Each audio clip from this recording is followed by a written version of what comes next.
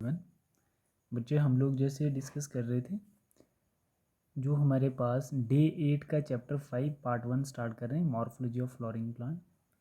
हम लोग पहले मॉर्फोलॉजी देखेंगे प्लांट की और फिर हम लोग एनाटॉमी देखेंगे।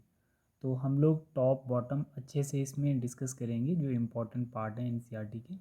ठीक है, तो सबसे पहले मॉर्फोलॉजी का मतलब आप लोगों को पता होना चाहिए, study of external form of organisms. Organisms की एक्सटर्नल फॉर्म को स्टडी करना, उसको हम मॉर्फोलॉजी ऑफ फ्लोरिंग प्लांट कहते हैं। ठीक है, external form in the sense of जैसे आपका रूट सिस्टम हो जाता है, आपका शूट सिस्टम हो जाता है, आप फ्लावर की स्टडी करते हैं, फ्रूट की, स्टेम की, लीफ की, तो वो आपकी मॉर्फोलॉजी होती है प्लांट की। ठीक है, बोल रहा है कि फ्लोरिंग प्लांट को हम लोग एंजियोस्पर्मिक प्लांट भी कहते हैं। उसको दो पार्ट में डिवाइड करते हैं, एक उसका रूट सिस्टम होता है जो ग्राउंड के अंदर रहता है, और एक उसका शूट सिस्टम होता है जो पोर्शन ग्राउंड से ऊपर रहता है। ठीक है बच्चे, अब हम लोग पहले इसकी रूट्स देखते हैं। It is a underground part formed from radical of embryo. तो एम्ब्रियो के रेडिकल वाले पार्ट से कौन सा पार्ट बनता है? रूट सिस्टम बनता है। तो मैं आप लोगों को बता दूं कि जैसे हमारे पास, मानो ये जैसे हमारे पास एक एम्ब्रियो है, ठीक है, और इस एम्ब्रियो का एक रेडिकल वाला पार्ट होता है और एक हमारे पास प्लीम्यूल वाला पार्ट होता है। तो हमेशा रेडिकल वाले पार्ट से क्या बनती हैं? रूट्स बनती हैं। और ये जो प्लीम्यूल वाला पार्ट होता है, तो इससे हमारे पास क्या बनती है? शूट बनती है। प्लांट का वो पार्ट जो ग्राउंड से ऊपर दिखता है वो प्लीम्यूल से डिराइव होता है। ठीक है, और एम्ब्रियो के रेडिकल वाले पार्ट से ग्राउंड का वो पार्ट जो रूट का वो पार्ट, सॉरी, एम्ब्रियो का वो पार्ट जो अंडरग्राउंड रहता है। ठीक है, देखो हमारे पास एक टैप रूट सिस्टम होता है, ठीक है, एक फाइब्रस रूट सिस्टम होता है, और एक हमारे पास एडवेंटिशियस रूट सिस्टम होता है। तो रूट सिस्टम हमारे पास कितने टाइप का आ गया? 3 टाइप का आ गया। ये सामने आपके पास प्लांट दे रखा है, ये अंडरग्राउंड पार्ट है प्लांट का, ये अंडरग्राउंड पार्ट है जिसको हम रूट सिस्टम कहते हैं, और इससे ऊपर जो पार्ट है जिसमें आपको leaf, stem, fruit, node, internode, birds दिखते हैं, वो प्लांट का शूट सिस्टम कहलाता है। ठीक है, तो एक एक करके हम लोग देखते हैं। Tap root system, it consist of primary roots, उनको हम लोग प्राइमरी रूट्स भी बोलते हैं, है ना। Tap root and its branches, that is lateral roots such as secondary roots. ये जो ब्रांचेस होती हैं इनको हम लोग लेटरल रूट्स या सेकेंडरी रूट्स भी बोलते हैं। ठीक है, tertiary root seen in the dicot. Primary roots is elongated from radicle. ये पॉइंट आपको याद रखना है, जो प्राइमरी रूट्स होती हैं वो कहाँ से डिराइव होती हैं? रेडिकल से डिराइव्ड होती है। और रेडिकल से डिराइव होने वाली रूट्स को हम मस्टर्ड प्लांट की रूट भी कहते हैं। मस्टर्ड प्लांट की जो रूट्स होती हैं वो टैप रूट कहलाती हैं और वो रेडिकल वाले पार्ट से डिराइव होती हैं। Fibrous root system monocot plants में होंगी। Primary root system is short lived, थोड़ी देर के लिए प्राइमरी रूट्स रहेंगी इसमें, and this replaced by many roots, they originate from the base of the stem to form fibrous root system in case of wheat. तो wheat plant के case में आपको कौन सी रूट्स मिलेंगी? वीट जो है वो मोनोकॉट प्लांट है और उसमें फाइब्रस रूट सिस्टम दिखेगा। टैप रूट सिस्टम जो होता है आपका, वो किस में आपको देखने को मिलेगा? वो आपको मस्टर्ड प्लांट में देखने को मिलेगा। ये एग्जाम्पल आपको ध्यान में रखनी है। दूसरा पॉइंट, एडवेंटिशियस रूट्स जो हैं ये ग्रास में आपको दिखेंगी। मोनेस्ट्रा एंड बानियान ट्री में आपको देखने को मिल सकती है adventitious roots are arise from the part of other than radicle. Radicle के अदर पार्ट से जो डिराइव होती हैं रूट्स वो एडवेंटिशियस रूट्स कहलाती हैं। और एग्जांपल आपके पास ग्रास आ गई, मोनेस्टेरा आ गई और बनियान ट्री आ गई। ठीक है बेटा, ठीक। अब हम लोग इसमें देखेंगे रीजन्स ऑफ रूट, जो थोड़ा इम्पोर्टेंट है। रूट के कुछ इंपॉर्टेंट रीजन्स होते हैं जिसमें हम लोग डिस्कस करते हैं। एक रूट कैप वाला पार्ट होता है, और एक region of the meristematic activities वाला पार्ट है, और एक रीजन ऑफ एलोंगेशन वाला पार्ट है। तो ये स्ट्रक्चर है आपके पास। ठीक है, रीजन ऑफ मैचुरेशंस कौन सा जोन होता है, रूट हेयर कौन सा है, तो ये सारा आपको रूट वाला पार्ट दिखाया गया है, इसको हम लोग मैचुरेशन जोन कहते हैं। ठीक है, ये रीजन ऑफ एलोंगेशन जोन है, और इस पार्ट को हम लोग क्या बोलते हैं? Region of meristematic activities. ठीक है, तो ये वाला जो है रूट कैप। एक एक करके डिस्कस करते हैं। रूट कैप कौन सा पार्ट होता है? It is a covering the apex of root, root का delicate part, it protect the tender parts of the roots. ठीक है, तो रूट का वो वाला पार्ट जहाँ पर मेरिस्मेटिक टिश्यू की एक्टिविटी ज़्यादा होती है वहाँ पर रूट कैप प्रेजेंट होती है, क्योंकि वो बहुत डेलिकेट पार्ट होता है, वो आगे से टूट ना जाए, वो रूट कैप उसको प्रोटेक्ट करती है। ठीक है। दूसरा, रीजन ऑफ मेरिस्मेटिक एक्टिविटी में आपको क्या देखने को मिलेगा? Cells are very small, thin walled and with dense protoplasm, they divide repeatedly. यहाँ पर सेल्स का डिवीजन आपको देखने को मिलेगा मेरिस्मेटिक एक्टिविटीज़ में। रीजन ऑफ इलोंगेशन में, region just above the meristematic region, here cell undergo rapid elongation and enlargement help growth of the roots in length. तो यहाँ पर रूट की जो ग्रोथ आपको दिखेगी वो रीजन ऑफ इलोंगेशंस में देखने को मिलेगी। ये वाला पार्ट जो होता है, ये वाला जो पार्ट है, ये रीजन ऑफ इलोंगेशन वाला पार्ट कहलाता है। ठीक है।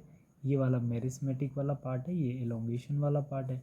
ये रीजन ऑफ मैचुरेशन है। Region of maturation, it is a proximal to elongation zone, here the cell differentiate and, यहाँ पे क्या होगा बच्चे, सेल डिफरेंशिएट करेंगे और मैच्योर हो जाएंगे, है ना, जो बिल्कुल भी मेरिस्मेटिक की तरह नहीं दिखेंगे।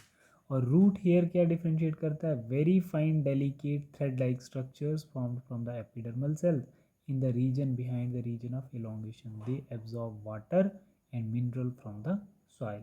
रीजन ऑफ मैचुरेशंस में आपको रूट हेयर देखने को मिलेगी। तो ये वाला कुछ पार्ट था, आपको पोजीशन बतानी है सेल्स की रूट्स पे, और दूसरा आपने यहाँ पर टाइप्स ऑफ रूट्स डिस्कस करनी है। ठीक है। तो मॉडिफिकेशन ऑफ रूट्स जो है वो हमारे सिलेबस से हट चुका है। तो फंक्शन रूट्स के आप लोगों को पता होने चाहिए। Absorption of water and mineral from the soil, सभी बच्चों को पता है रूट्स का क्या काम है। Provide a proper anchorage to the plant parts, plant के जितने भी पार्ट हैं उनकी सपोर्ट का काम भी करती हैं roots. Storage of reserve food materials, तो कुछ ऐसी रूट्स होती हैं जो फूड स्टोर करती हैं, जैसे कैरेट आ गया आपका, है ना, जैसे रेडिश आ गई, टर्निप आ गया, तो वो क्या करते हैं, स्टोरेज करते हैं फूड मटेरियल को। Synthesis of plant growth regulator, तो ये क्या है बच्चे, एक रूट्स जो होती है वो प्लांट ग्रोथ रेगुलेटर की तरह भी एक्ट करती है। ठीक है बेटा। तो ये रूट्स हम लोगों ने यहाँ पे डिस्कस किए। कुछ रूट्स के रिगार्डिंग क्वेश्चन देख लेते हैं हम लोग PYQ में। यहाँ पे देखना बच्चे, PYQ 2017 में ये क्वेश्चन पूछा गया है। ठीक है। 2017 में ये क्वेश्चन पूछा गया है। जो क्वेश्चन पूछ रहा है, root hairs develop from the region of, root hair बच्चे कहाँ से डेवलप होंगी, आप लोग खुद बता सकते हैं। Elongation zone, root cap, meristematic activity या मैचुरेशन जोन। तो मैचुरेशन जोन में आप लोगों को क्या देखने को मिलती है, रूट हेयर देखने को मिलती है। 2017 का क्वेश्चन है। ठीक है बेटा। और भी बहुत सारे क्वेश्चन हैं, टॉपिक के साथ रिलेट करके आप लोग सॉल्व कर सकते हैं बच्चे। देखना बेटा, अब हमारे पास स्टेम जो है, तो स्टेम का क्या होता है, ये अबव द ग्राउंड लेवल होता है। It is the ascending part of the axis that develop from the plumule, है ना, एम्ब्रियो के प्लिम्यूल वाले पार्ट से क्या ड्राइव होती है, स्टेम ड्राइव होती है, जो ग्राउंड से ऊपर होती है, embryo of the germinating seed. ये डेफिनेशन आ गई बच्चे स्टेम की। बोल रहा है इट बियर्स, स्टेम पे क्या होगा, ब्रांचेज होंगी, लीफ होंगे, फ्लावर होंगे, फ्रूट्स होंगे, बर्ड्स होंगे, टर्मिनल आर एक्सिलरी बर्ड्स हो सकते हैं, नोड एंड इंटरनोड। तो ये सारे आर्गन्स जो होते हैं वो किस पे, स्टेम पे देखने को आपको मिलेंगे। नोड क्या होता है बच्चे, रीजन, वो स्टेम का वो region where leaves are born, जहाँ से लीफ ग्रो करता है उसको नोड कहते हैं। Internode are the portion between two nodes, दो नोड के बीच की जो स्पेस होती है उसको हम लोग इंटरनोड कहते हैं। ठीक है। Young stem is generally green and later often become woody and dark brown stem. ठीक है। फंक्शन ऑफ स्टेम क्या है, spreading out branch bearing leaves flower and fruits. ठीक है। It conduct water minerals and photosynthates, food storage, support protection and vegetative propagation. Vegetative propagation का मतलब होता है बच्चे ऐसा प्लांट जो बिना सीड के बन जाए, तो स्टेम से भी नया प्लांट बन जाता है, उसको हम वेजिटेटिव प्रोपोगेशन कहते हैं। मॉडिफिकेशन ऑफ स्टेम हम लोग नहीं देखेंगे बच्चे, क्योंकि वो सिलेबस से हट चुकी है। ठीक है। तो ये थोड़ा सा हम लोगों ने यहाँ पर स्टेम की इंट्रोडक्शन डिस्कस की थी। ठीक है। नेक्स्ट हम लोग देख रहे हैं जैसे लीफ क्या होता है ना, तो लीफ को हम लोग थोड़ा सा डिटेल डिस्कस करेंगे। इसमें मॉडिफिकेशन तो नहीं करेंगे, बट लीफ को भी हम लोग यहाँ पर डिस्कस करेंगे कि होता क्या है। तो पहले आप लोग देख लेना बच्चे, लीफ जो है ये क्या है, ये मॉर्फोलॉजी है।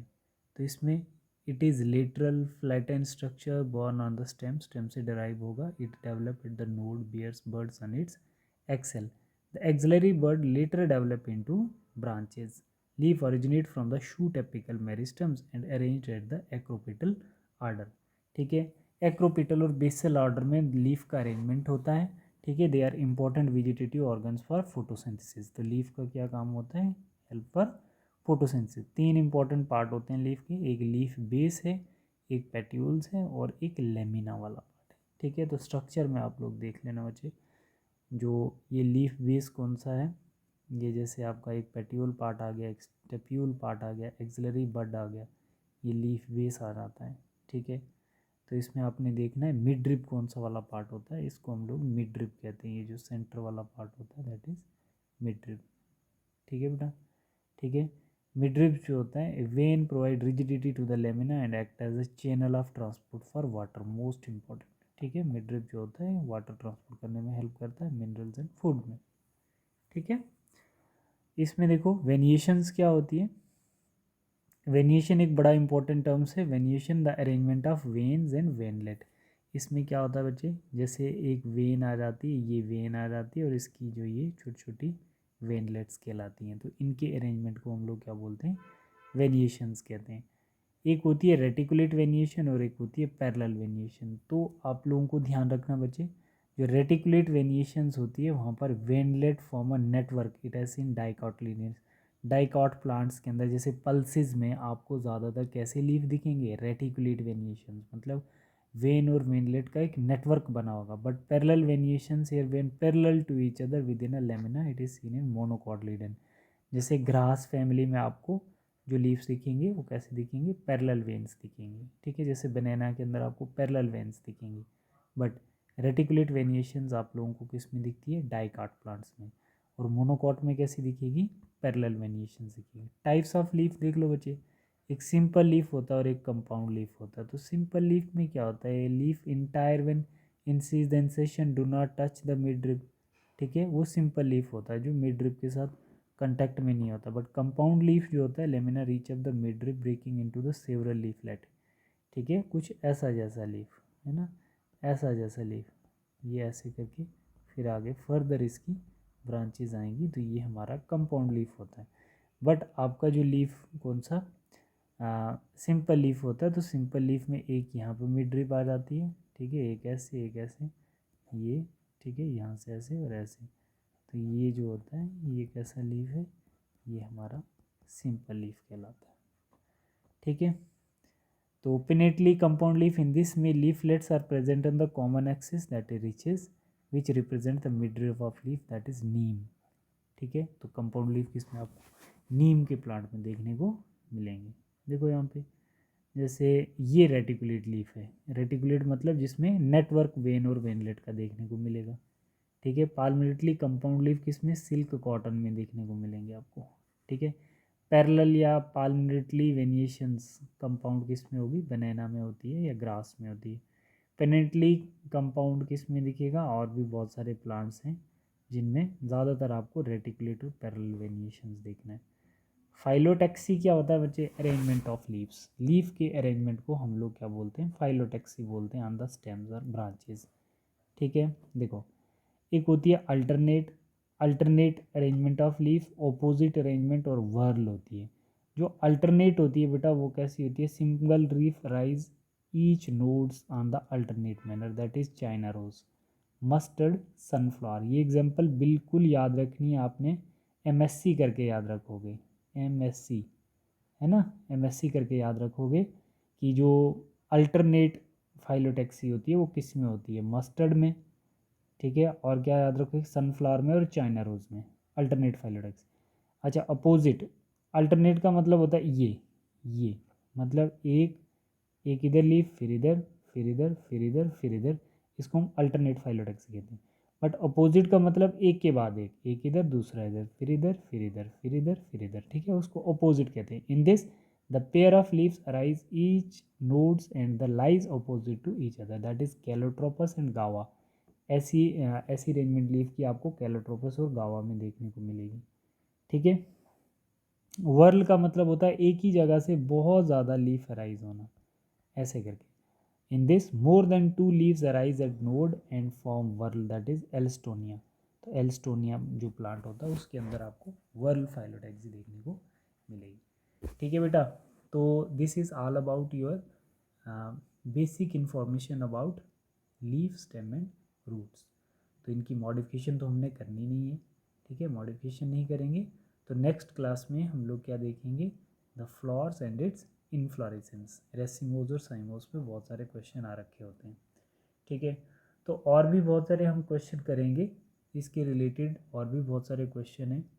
तो यहाँ पे क्वेश्चन बता रहा बच्चे, जैसे अभी हमारे बहुत सारे क्वेश्चंस PYQ में नहीं आ रहे, ये क्वेश्चन बता रहा है यहाँ पे, क्या क्वेश्चन है, the roots that originate from the base of the stem. ठीक है, तो कौन सी रूट्स हैं जो बेस ऑफ द स्टेम से ओरिजिनेट होती हैं।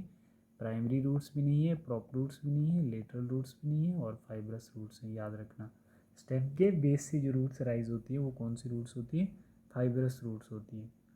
ठीक है, तो ये कुछ क्वेश्चन हैं इसके, है ना। अभी हम लोग जब कंप्लीट चैप्टर करेंगे तो ये सारे क्वेश्चन हमारे बनने चाहिए।